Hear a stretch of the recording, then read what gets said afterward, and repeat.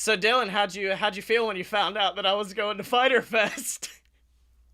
The fact that you decided to book all this stuff, then ask if I could host you, honestly is everything that anyone needs to know about your friendship with people, and also how your brain works. The air quotes, they were there, just letting people know. I got a live show out of it. Come on, fuck off. Listen, I was genuinely impressed. I can't wait to see Mega Ran again and be like, are you sure?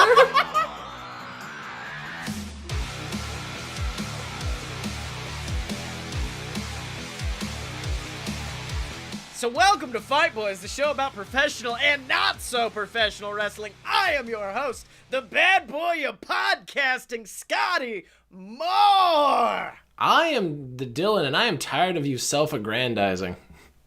I'm setting up for that Joey Janela rivalry, the two bad boys battling out. I'm the sick boy, Blake Tanner. Blake has had NyQuil before the show, which is going to tell you all you need to know about Blake for the rest of the show. I want you to... Gentlemen. Start your engines. Gentlemen. Yes. Gentlemen. Oh, here it is. Gentlemen, it is a privilege playing with you. Okay. As this ship starts to go down slowly. It's already down. We're underwater now. As we softly, brother. But we don't talk about the Titanic on this podcast. We talk about wrestling. We do. And wrestling, it's happening less and less every week, and it's been replaced with Shane McMahon just talking incessantly. And sweating. Don't forget the sweating. A lot of sweat. A lot of sweat. Man needs to do some cardio. We're getting to the point where I miss Stephanie doing the exact same thing that Shane is doing. Oh, yeah. Wait, is he slapping people to emasculate them because they're getting more over than him? If you call his little fun, glide punches slaps, I mean, they kind of are. Well, I mean, the thing with me is, I prefer Stephanie because they wouldn't make Stephanie WWE champion. But then this week, they made her women's champion when she was 22. I don't consider that as much as bad as seeing Shane McMahon possibly WWE champion. And I'm like, oh, it's back to when Jinder was champion. Okay, we're just gonna do that again. It's gonna be that for a few months. Hell, while we're at it, just bring Triple H back and make him you did that. You did that once. Yeah. You already did that just to get Roman a big win at Mania that people still didn't cheer for. And see, Hunter still doesn't want to work Tuesdays, so that means that you're just going to have to wild card Shane again every night. Mm-hmm. God, the fucking wild card rule that still makes no sense. Because, there was a point during the show last night where Sami Zayn and Kevin Owens come out, and they were just they wild carded over, and I'm like, you can't verb it. You can't make it a verb. Kind of have to announce it beforehand to make it worth anything, and not a way of being the brand split's over, but we don't want to say it. We just don't want to say it. Speaking of wild cards that are just very sad, very, very, very sad, Ethan Carter III basically only exists as a statue at this point. Yes. That statue is over. He got chanted so hard. I really enjoy Seth's new gimmick, which is, I'm not really a babyface. I just got a chair and I kind of hit people with it. That's me. I'm Seth Rollins. Nice to meet you. Hey, Ethan, I'm going to hurt you now.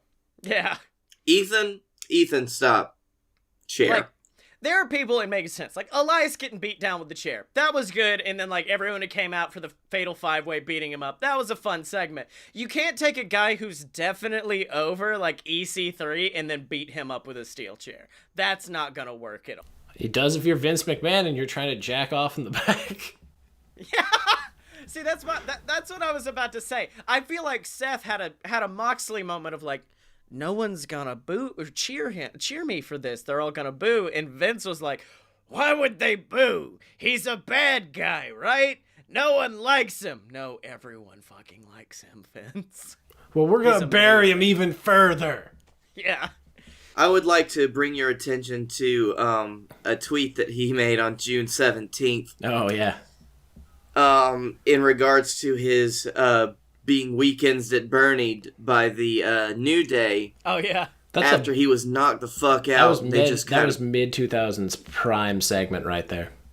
Yeah, which it was a very fun segment. I was very happy it happened. Yeah. Although EC3 tweeted the video and said, "Every time I make you laugh, I suffer more inside."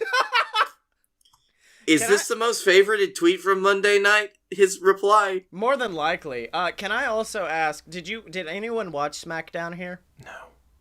No, that tracks. I just want to know how big of a pop Drake Maverick got for winning the 24/7 title. Because I read that and I'm like, yes! This is the best storyline payoff in years! And I saw Becky Lynch win the title at the main event of WrestleMania.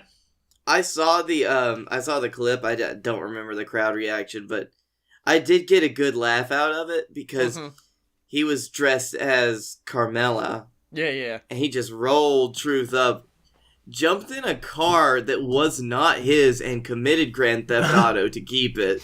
Yeah. So let's talk about stuff that we can talk about with some knowledge.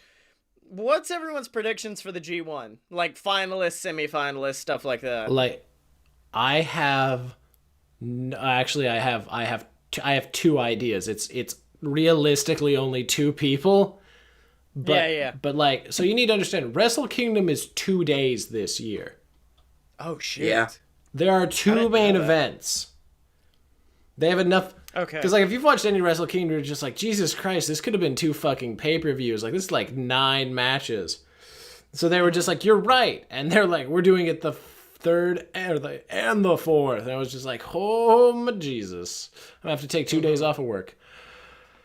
But so like, there's really 2 front runners in my mind. There's Naito, just so he can get the Wrestle Kingdom win that he didn't get. But he's got the Intercontinental Championship now, which is like, it's throwing me off because I was like, are they going to have him main event one night defending the IC title and then win the world title the next time, thus making him the new face of their company?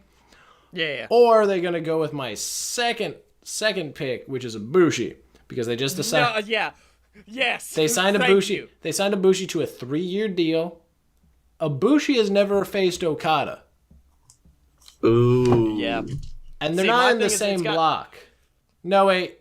No, they are in the same block this year. They are. So, like, that's a thing where it could be he beats the champion. He's got that going for him. So those are the only 2 real people that can win. The problem... I wouldn't doubt if it came down to Naito and Ibushi in the finals of the G1. Yeah, probably. And then Ibushi wins. Yeah. See, I have Naito winning. I think they're actually going to have Naito main event 2 separate nights for each of the titles. Oh, fuck. Shit. Okay. Because I don't see Ibushi getting it, because it's face versus face. Yeah, but then it's almost like a young, and he's not young. They're basically the same age. No, he's older than Okada. Okada is 31. He looks like a 12-year-old boy. Yep. It's crazy to think about how young Okada is. No, you need to understand. No, it's crazy to think about how young Jay White is. Oh, yeah. Jay White is younger than I am, and I'm just like, God, fuck it. But also, the problem with the G1 currently is that, like, so normally they have some like New Japan dads, and they have some people where you're like, oh, like, you're pretty new. Like I can guess that you're probably not going to be, like, the main guys for it. There are no weak people in this G1. Yeah. To show you how cutthroat this G1 is, they cut Minoru Suzuki from the he's G1. Not happy about no, it. He's not. It's going to be my favorite storyline of the G1 is him just murdering people every tag match. But, like, you don't understand. The people that could do the worst in this tournament are Shingo Takagi, literal human brick shithouse, and Will Ospreay, and Jeff Cobb. And Juice Robinson. Those are the 4 weakest. That is a former 2-time United States New Japan champion. Jeff Cobb, who was held the Never Open Weight and the ROH TV title. Will Ospreay, who is a human cat, and Shingo Takagi, which is a brick shithouse. Those are the 4 weakest people in the G1. Like, they have fucking, like, leaned this shit out. Yeah, the blocks seem so much smaller this year. Oh, but they're so strong. Yeah, they are very strong. Yeah. But, like, that's the... My favorite thing about, like, following all the Twitter account, because, like, I'll do stuff on the Fight Boys account where they'll do, like, Wrestle Fridays where you like it and people follow you and you follow back. So I've been doing that. And that's led to me following so many Mark accounts where they think they're Smarks, but then when you break it down, oh no, they're not. And the way I know they are is because I saw one person and they're like, who do you think is going to win the G1? And everyone I follow was like, John Moxley's going to win it. Moxley's going to win it. Moxley's going to win it. I'm like, yup, no. Moxley's not. Moxley's gonna stab someone and get disqualified from the G1. That's how they're gonna get out of the Moxley performing in America thing, is he stabbed someone in the match and he's not allowed to perform. That's your audience that was brought over by the fact that Moxley exists in New Japan now, and they're about to be awakened to what happens the fuck over in Japan. It's gonna be glorious. I'm very happy that they announced Moxley. I'm happy that they announced Kenta. Oh yeah, that's another thing. Kenta is also like probably one of the bottom people. Fucking Kenta. Fucking I murder you with knees, and like I am the continuation of Kenta Kobashi's like legacy of violence. Yeah. Oh, I'm hype. I may persuade my dad, who owns our WWE Network account, to be like, just for this 1 month, let's get New Japan World. Let's just do New Japan World instead. Let's change it up. Let's be bad for a month. Give our money somewhere else. So the thing about that is, like, obviously we're gonna do the Reddit pick'ems this year, like the 10-point. Whatever. I can't like last year I had enough confidence in myself to be like, I will put down something. I'm either going to be in the top 100 or I'm going to be dead fucking last. Like there is no goddamn middle ground. Granted, I managed to get like, I think I finished just inside like the 200 for Best of Super Juniors, and I fucked those predictions up royally. So like maybe I have a shot here. Yeah. Also, Fyter Fest is getting better with every single week that they announce it. And it makes me, like, the minute I saw the thing and it was like, oh yeah, Chris Daniels and Shima, and then Best Friends versus SCU versus Private Party.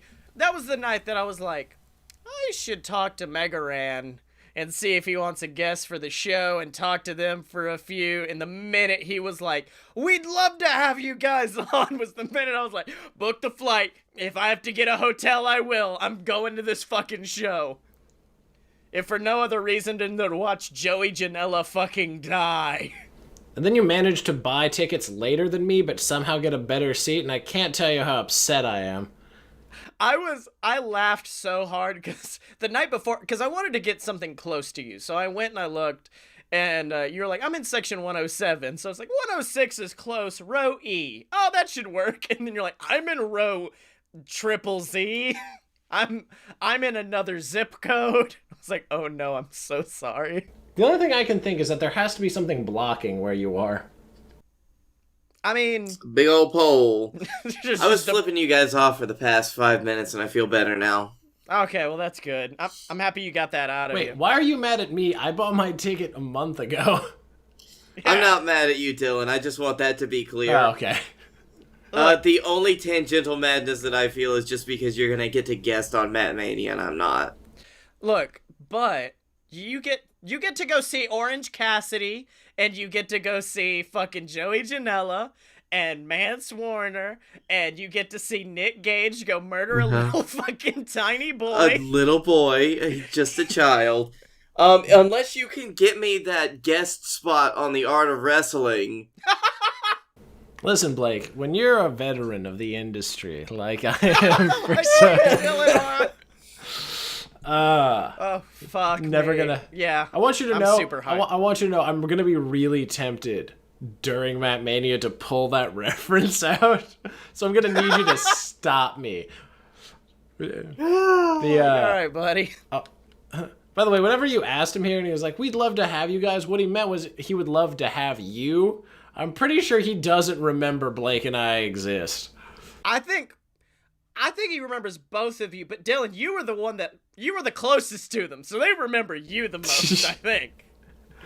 They're like, oh yeah, the tall one. Yeah. You also talked the most, Dylan, to be fair. I was real chatty that day. I was a chatty Cathy that day. But yeah, no, Fyter Fest is going to be... Hopefully the event shirt is better. You remember the one for last year's, Scotty? Yes. The worst t-shirt I've ever seen in my life.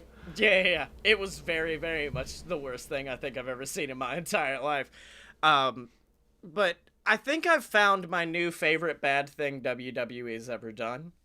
And it's in partnership with Netflix.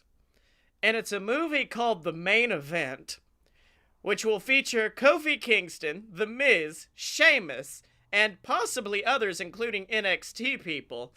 And it is a movie about an 11-year-old child who finds a magic mask and enters a competition to become a WWE wrestler. And this is like Mike, the wrestling edition, and I'm so excited to see how bad it turns out. I really hope it's actually like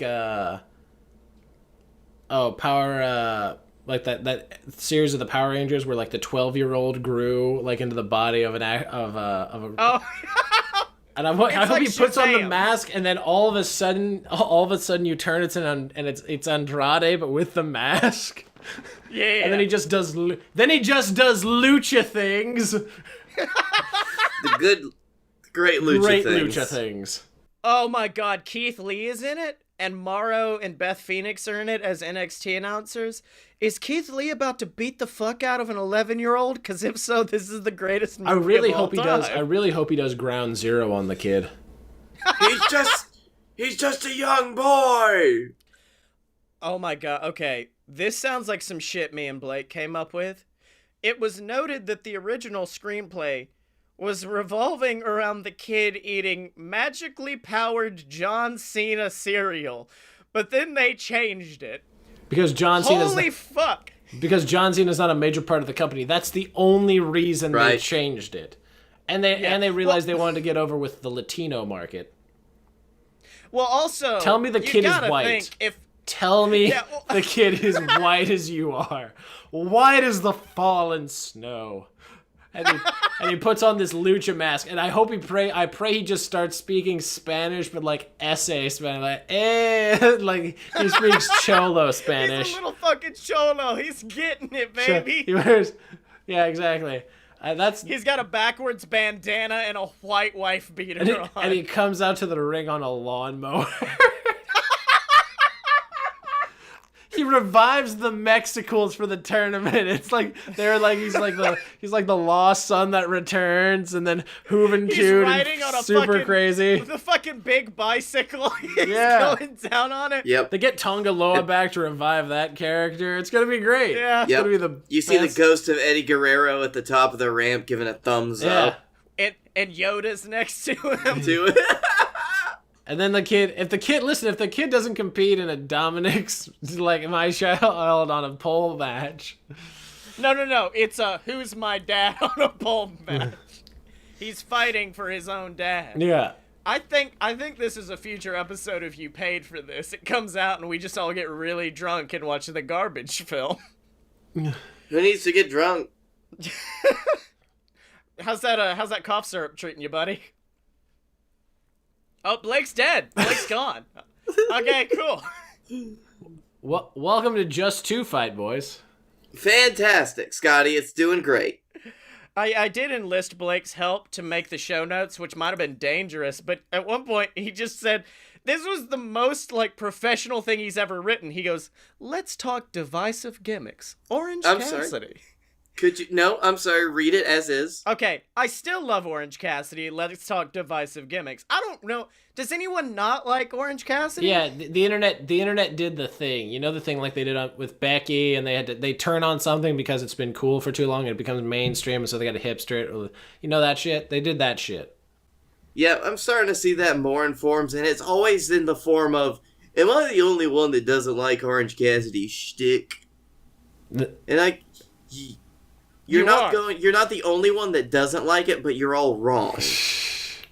I won't say they're wrong. It's some people's cup of tea. It's not some people's cup of tea. But for me, I fucking love it. He's probably my favorite wrestler right now. Okay. It's not your wife's cup of tea. I won't say that they're wrong. I just will say that they share their cup of tea with Jim Cornette, and that's a very loud cup of tea. Mm-hmm. Oh my god, my favorite thing I saw this weekend was, and this is going to bleed into what my baby face of the week is, but I watched the Please Don't Die Joey Janela documentary. Mm-hmm. And at one point, he was talking about the bump he took with, I think was it Zandig? Where he's on top of like a 40 fucking foot building. Mm-hmm. They jump off the building through light tubes, a flaming table, and barbed wire. Joey cuts his finger open, and Zandig breaks his back. And Joey's just sitting there talking about it like, yeah, it was a pretty rough spot. And it was weird because we were on ESPN, and like, it was weird because I had some people praising it and then other people. And then it just cut to Jim Cornette being like, these dumb motherfuckers, let me tell you once again, they are not smart, just using their talentless asses to jump off of this because they can't make a damn match. And they put the fucking Cornette face over it. Oh man, that's good production. It's a really good documentary too. If you haven't seen it yet, I'd suggest you watch Please Don't Die, a Joey Janela documentary, because it was very well done. But you know, did Joey Janela do his interviews in front of an awkward crowd of about 100 people eating breakfast? Did he not take his sunglasses off the entire time while he drank like bar-sized bottles of orange juice and a Red Bull? Yeah. And he really wanted a beer. No, that was Mance. Mance wanted the beer. Oh no, Joey also wanted a beer. You wanted one real bad. Blake, when we go to that fucking GCW show, we gotta bring Mance Warner a beer. You know that, right? Like, you just chuck him one. You just chuck him a PBR into the crowd. Yeah, get him a Mance Weiser. Yeah. My favorite thing about that show is the night before they're doing a show done by Wombat, which is the Invisible Man's promotion. And they just announced a match, and it's Joey Janela versus superstar Bill Dundee. And that's going to be the most buck wild match I'd ever see in my entire life. If I didn't have a baby, I would go the night before just for that. Listen, man. God, that's going to be something. Listen, man, the indies are hot. I don't know which one Yeah. But you know what else is hot? The love between the Canellises after they got paid after bitching for months, yet still don't have to work. Yeah, baby. And also all of our patrons at patreon.com/a-load-of-BS, the website where you can support the Fight Boys. You can support the entire BS network. You get shouted out on the show of your choice every single week, like that motherfucking piece of shit Ghazi. You get access to our exclusive show, You Paid for This, where we watch terrible movies and then commentate over them. We still haven't released our next episode, which means our last one is still the one we did with Dylan, where we watched Ready to Rumble, and I got so drunk that I woke up dead the next day. And then finally you get access to our Discord and some awesome other stuff like that if you donate at patreon.com/a-load-of-BS. Now, boys, who should we message this week? I don't know. Did you ever message Marco Stunt in a real way? I don't think in a real way, but I know I tweeted at him. I will say, why not just message CEO and AEW and be like, hey, how do we get press passes for Fyter Fest? Do it. Okay, well, Dylan, would you like to phrase it? Because you're the best, you're the most well-spoken of all of us. That's terrible. Let's see here. Hey, at CEO at Fyter Fest, or at AEW. Yo, at Jabali. Yeah, sure. Throw him in there, too. We're guesting on Mega Ran's podcast during CEO. Can we get press passes? Yeah. How do we get press passes? Please and thank you. Hashtag Fyter Fest. For Fyter Fest, we're kind of a big deal, which is the biggest lie. Hey, you know how you said I was the best at writing thing? That means you should just do exactly what I say for once. You got too professional for me. Right. We have to do that every once in a while so people don't think we're fucking tools. Yeah, but look at us. Hashtag Jabailey Watch. Hashtag RT and follow. Take that last one out. There we go. God damn you. Everyone go retweet and follow that shit. Make sure that they know. They know they need to get us them press passes so we can go meet famous wrestlers. You realize if we had done it my way, we actually would have had a chance. Nah, it's fine. Look, if I've learned anything, especially from Golden Crisp, the greatest cereal on the planet, you just fuck about with people on Twitter, and eventually they'll be so annoyed they give in to your demands. It's kind of like a hostage situation, really. We spent 2 years harassing Chuck Taylor and got nothing. Your theory doesn't hold water. Yeah, but Chuck Taylor's different because he's a fucking asshole. But for now... Yeah, and now CEO and AEW think we're assholes. But for now, before we get into our heels and faces of the week, we gotta do predictions for a pay-per-view that will be just the absolute shits. Stomping Ground. Oh, that's this week? And it's this week, dude. Imagine me being like, okay, cool, I can just chill out at home all this week, and then finding out, oh, you have to make an entire wrestling pay-per-view by this weekend. It's kind of the worst. So, let's see. We got only 9 matches. Jesus. Oh my god, yes! I'm very hyped for this, but I don't think what I want to happen will happen. What's the current standings? The current... Oh, dude, I've got no idea. I haven't looked in a while. I think you're still slightly in the lead. Okay. On accident. Daniel Bryan and Rowan versus Heavy Machinery for the SmackDown Tag Team titles. Choose the champions of the planet. Planet's champions, baby. It has to be champions of the planet, as much as I do love Heavy Machinery. Tony Nese versus Akira Tozawa versus Drew Gulak for the Cruiserweight Championship. Nese. Yeah, is this just gonna be an all champions show? Oh, I've already looked at some of the big matches, and I'm like, no, there's not gonna be. So that means one of the championships is gonna change hands, and I'm not gonna be happy, but I'm not gonna say it's not gonna be. It's Nese. Yeah, Nese. Oh man, but I'd love old Gulak to get it, but I'll stick with Nese. New Day versus KO and Sami Zayn, who are back together randomly. KO and Sami Zayn, right? Because the other they've got to they got to get some of that. They've got to do something. Yeah. Also, for those of you who are listeners and don't watch us on YouTube, you don't get to enjoy the fact that Blake is slowly dying in his chair. At one point, I'm fairly sure he fell asleep. By the way. And then as we started doing predictions, he woke up in a panic and then was just like, the champions of the world. It's the champions of the world. It was during your fucking guest watch segment because I don't do anything during it. It's my nap time. Scottye. Have you ever heard the story of that Cody hates Drew Gulak? No, what? Yeah. Apparently they were both in an event and Gulak said something, but just pissed Cody off, and he's just he has this fucking grizzled veteran gimmick. What the fuck have you ever done? And I'm just running him down. He's he's permanently on my shit list. And I was like, oh my god, amazing.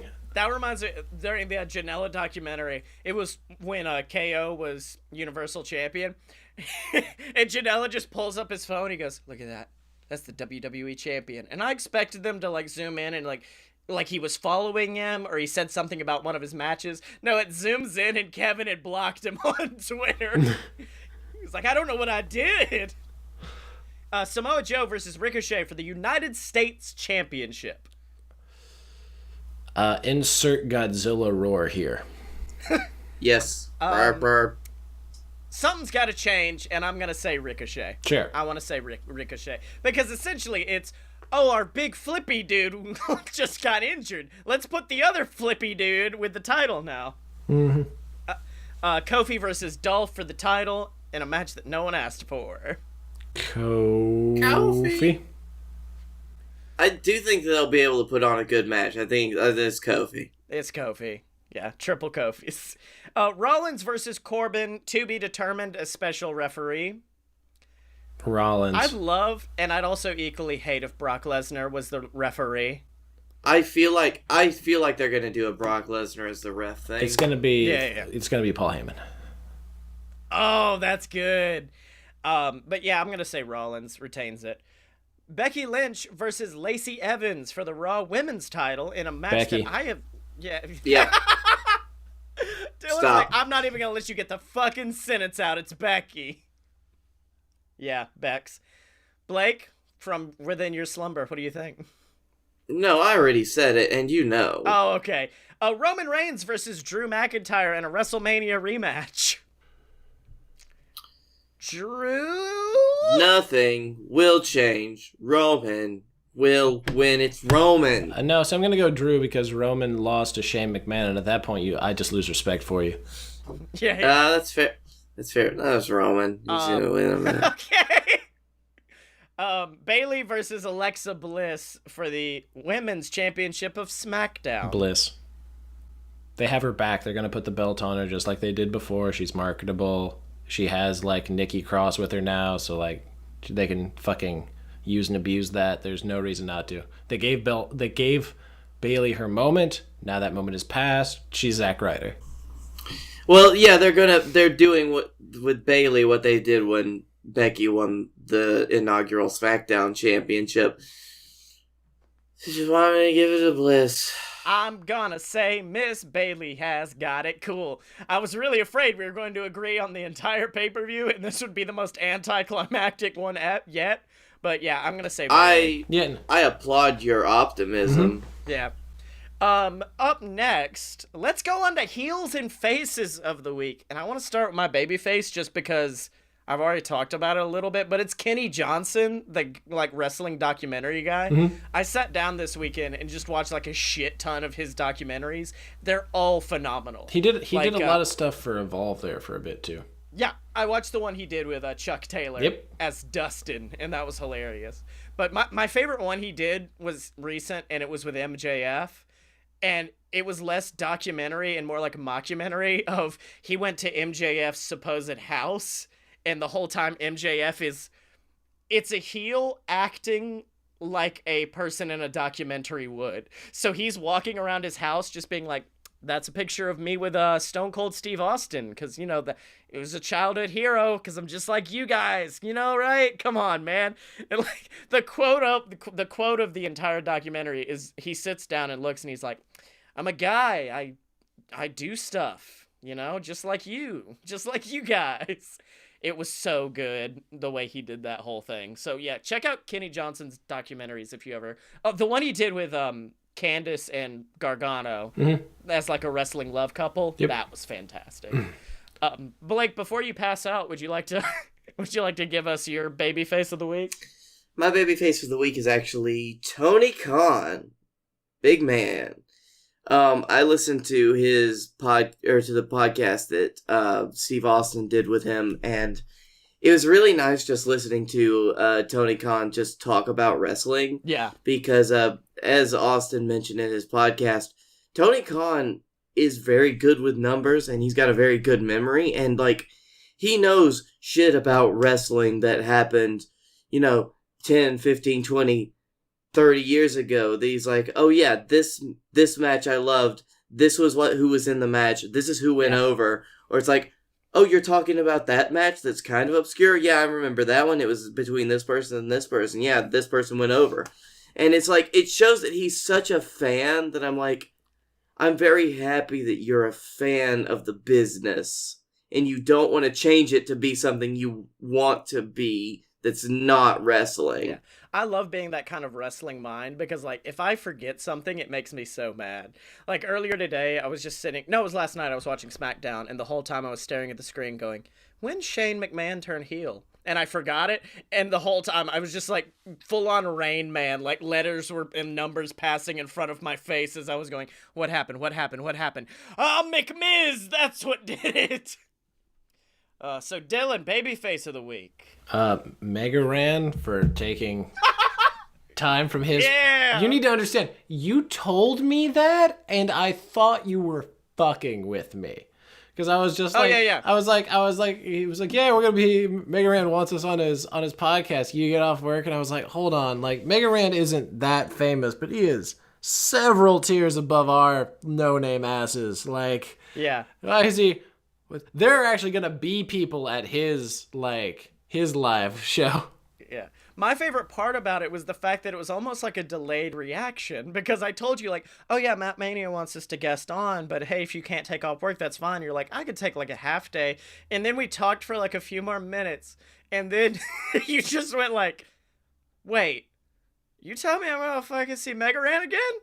Are you fucking with me? And I'm like, no, buddy, we're good. You're like, wait, what? It was the bit where you told me, because then the thought of it was like, hold on, no, wait, he wants to see like Scottye, because I know you guys talked, and I was just like, well, no, then he would have just invited Scottye. Like, why the fuck does Mega Ran want to meet me again? And then on to heels. My heel of the week is Shane fucking McMahon. I'm sorry, it's just He's it's a sweaty rough. Boy.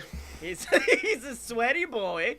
And Sweat Dad. And it went Shane. from bad to worse. Because, like, when Triple H was in the same position Shane was in a few years back. But Triple H is, like, an imposing fucking figure. And when he talks, you listen.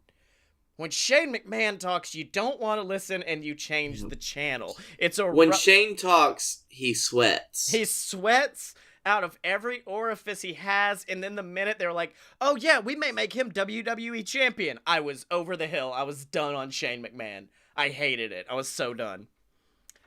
Blake, who did you hate this week? Is it your cough for forcing you to get so drunk on cough medicine? It's my body. My body. The fact that my body just decided to fail me and make me so sick. Yeah. To the point where, like, over the last few days, I've not wanted to do anything but sleep.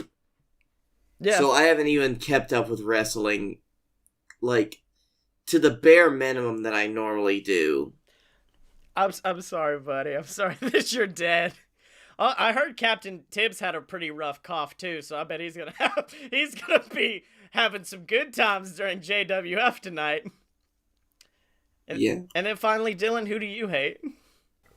I hate Gato for making my life harder for this fucking tournament and for leaving out Minoru Suzuki. Now, granted, I found out that apparently, like, Minoru Suzuki is way more injured than anybody thinks. Like, he can't take, like, a flat back bump. Oh, fuck. Oof. That's not good. And, like, that's part of the reason why he's not doing it. But, like, it's Minoru Suzuki. Like, you can't have a G1 without him. yeah, no, Come on. he's like, I was like, you robbed me of Suzuki versus John Moxley. That was one of the greatest things I was looking forward to during that tournament. Other than Moxley versus Naito, which I get, which is going to be amazing. It's gonna be fantastic. All of the matches for the G1 with Moxley are like dream matches. I think that's how Gato booked it. He was like, who's gonna be in B Block with Moxley? Well, let's put in Naito, let's put in Juice, let's put in this person. Let's put in Shingo. Yeah. Just pop in everybody who Moxley would have a fantastic match with, and then we're gonna do it. I need to recheck if Kenta is in that block. No, Kenta's in the other block. I gotta see fucking Kenta versus Hiroshi Tanahashi and Kenta versus Okada, which is... Oh, yeah. I'm gonna get to see Kenta versus Ibushi. Fuck yes. I love it. This was the rest of the show is just Dylan realizing slowly all of the matches he gets to see during the G1. He's like, wait, Jay White versus this guy, and then Tanahashi versus him. Oh my god, what the fuck? This is amazing. I get to see Kenta versus Will Ospreay. We get to see Kenta versus Will. This summer, two men save the world. From who, you ask? Everything invading robo-penises. This show is not about those two men. This show's just a load of BS. The show where Blake Tanner and Scottye Moore make up dumbass movies like that. We're your personal think tank. We're your two white guys, which fills the quota for a podcast, I think. And we're just gonna be here to have a good time. and talk about sauerkraut. That's right, except no substitutes, ladies and gentlemen, because this is that pure, uncut BS. Good, uncut. Well, boys, we've talked about New Japan, we've talked about All Elite Wrestling, WWE Stomping Grounds, but there's another pay-per-view this weekend, and I think it may outdo Stomping Grounds.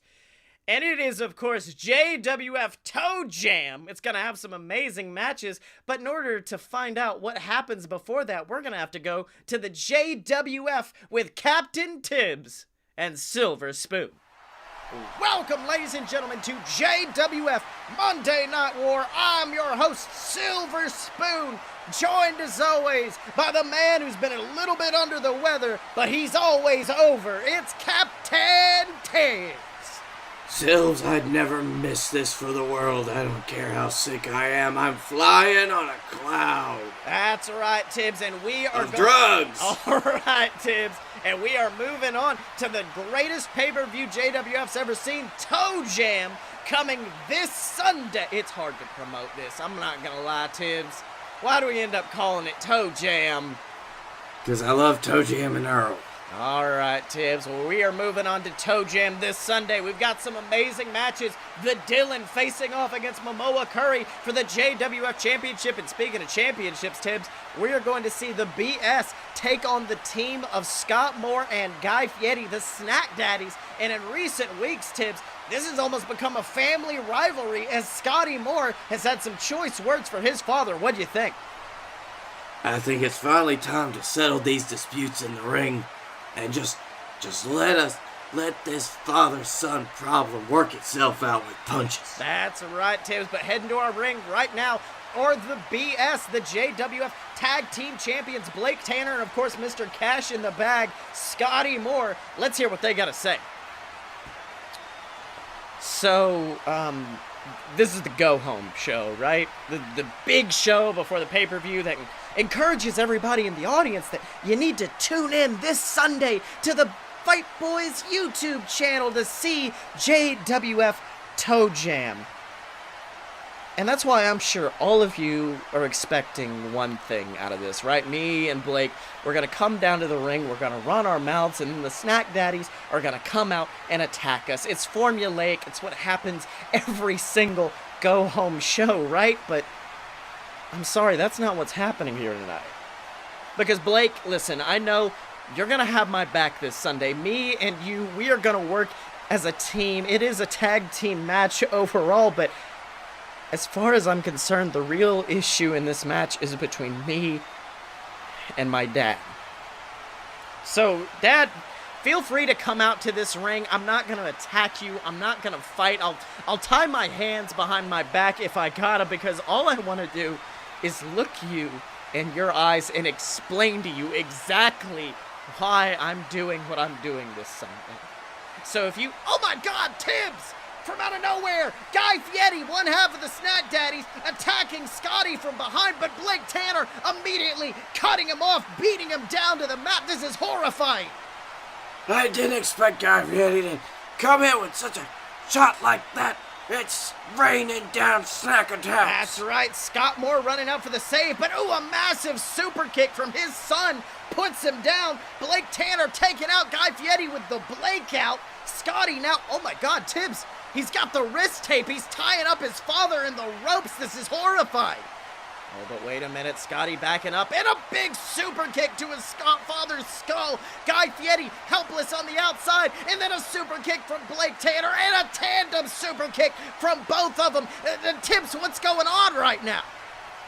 I don't know, it looks like the BS have had a plan all along. That's right, and Scottye Moore does not look happy with his father. Let's hear what he's got to say. Look, what did I tell you? Look, you dumb motherfucker, what did I just tell you? I said I just wanted to talk. No fights, no attacks, no nothing. I want to talk to my father, eye to eye. So that's what we're gonna do. You're gonna look me in my eyes when I'm talking to you. We are going to sit here, and you are going to listen to me. Explain why I have to do what I have to do this Sunday. Because you see, this Sunday, I have to do something that you never did. I have to give my child someone worth looking up to. I have to give her someone to be proud of, because I never had that. I never had someone who was willing to fight for themselves, someone who was proud of themselves, not someone who followed their dreams. I had a coward who stood back and watched as their son was forced to learn how to be a man on their own, forced to learn how to fight for themselves. You know something, Dad? You would be so great if you would learn just to fight for yourself for once in your fucking life. But you can't. Because if I've learned anything through my years of knowing you, it's one thing, and it's that you are a coward. So this Sunday, when I step in this ring, it's for one reason, and one reason only. It's to prove that our family legacy begins with me. Tibbs, strong words from Scottye Moore, a strong show of emotion from Mr. Cash in the Bag. And look, as a man who has fought with his son before, how do you react to this? You know, Silva, I don't understand what kind of daddy Scott Moore was, but I don't think any kind of daddy deserves that. That's right, Tibbs. It was a horrifying display from the BS, and I'm honestly afraid to see what they bring to the table this Sunday at Toejam as they face off. But of course, Tibbs, let's talk about another wrestler that you are a huge fan of. The man known as the Hammerman, who last week was violently assaulted by Mojo Gruff and Honeypot. I mean, Tibbs, how did you react to that? It was very sad, Silva. I couldn't believe that someone would hurt one of my favorite people in the world, the Hammerman. Someone would, like Mojo Gruff, would do something. It only just shows the depths of the depravity that he sunk down to after becoming a disciple of Honeypot. That's right, Tibbs, and who knows, because of that, we now have our final match set for Toejam as the Hammerman is going to face off against Mojo Gruff with the Captain's Championship on the line. I mean, we know there's all of this stuff going on with the Master of Mojo Gruff, with all of this different stuff going on, but the important thing to think about, the Hammerman could be champion this Sunday, Tibbs. I love that idea, Sills. I love it as much as I love a big old tub of marmalade right now. All right, yep, that entire bottle of cough syrup's gone, huh? All right, well, you know something, Mojo Gruff backstage, he had a little bit of a different thought about this match. Let's have a listen. My master came to me, and he spoke to me of 5 souls. 5 souls that must be destroyed in order for him to rise once again. He told me of the man with no face, the man with no identity, the man who would rush forward into battle wielding his hammer high. My master told me that this would be the toughest battle of my campaign of darkness, that the man with no face would not relent until he stood victorious, but my master tells me to stay strong, to use everything that he has provided me to burn the man with no face to the ground, and I shall obey him. We are La Flambeau. We are the fire that will consume the JWF and leave the battlefield barren and destroyed, only to be remade in my master's beautiful image. So, before this Sunday comes, I must apologize to the Hammerman.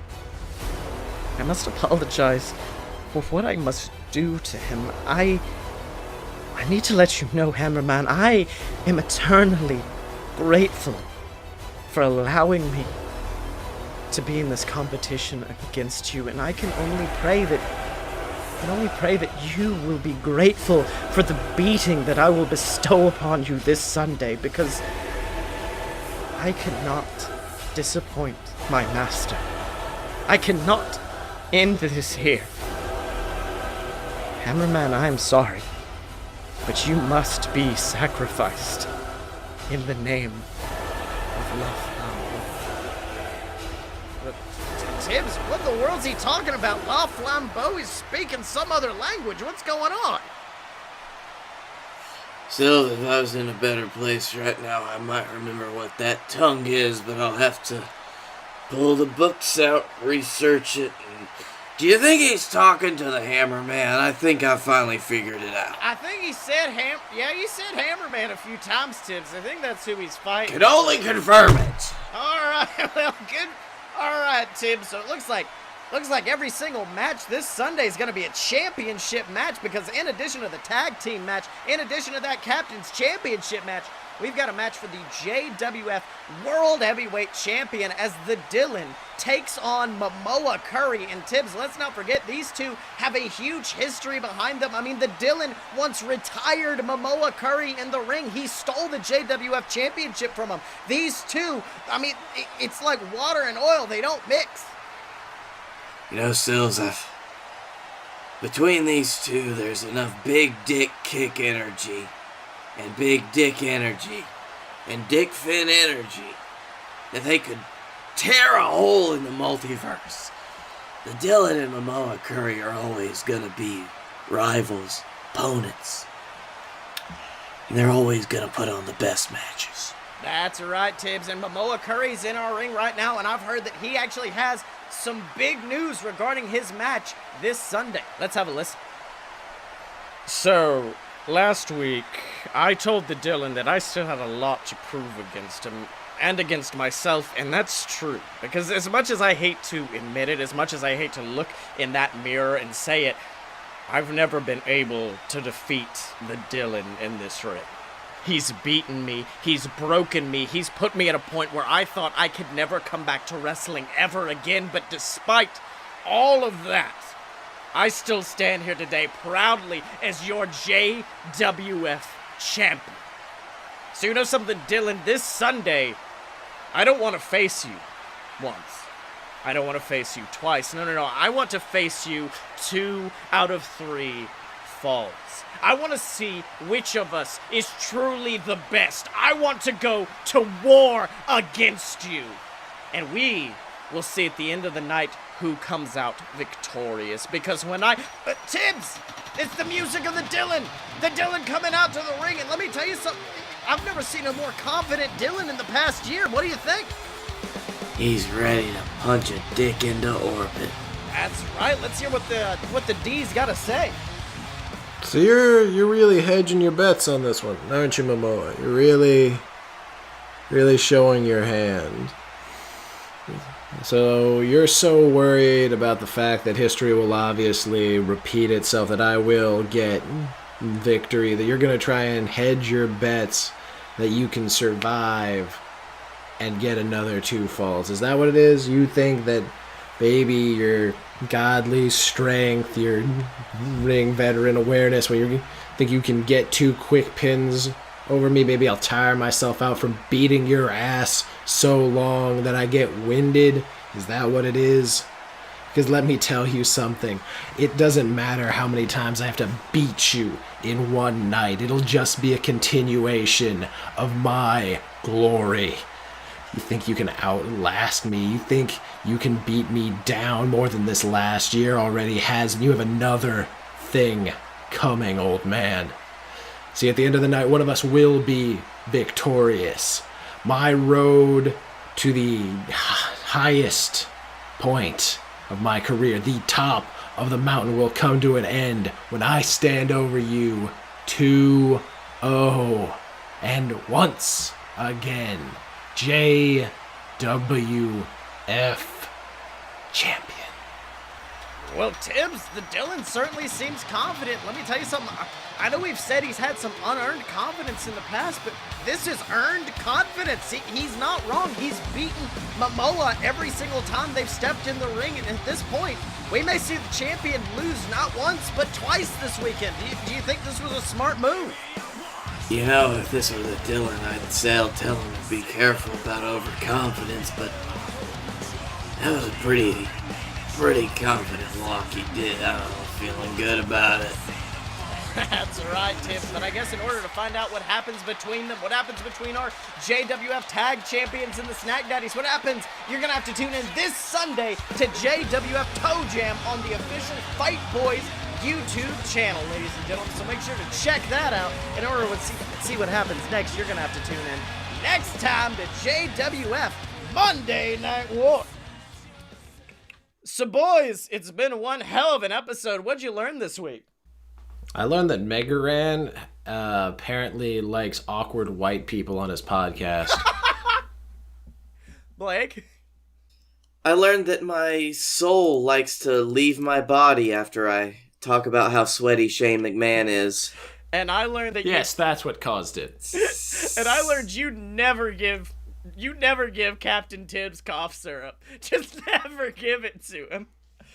So where can the people find you on the internet, y'all?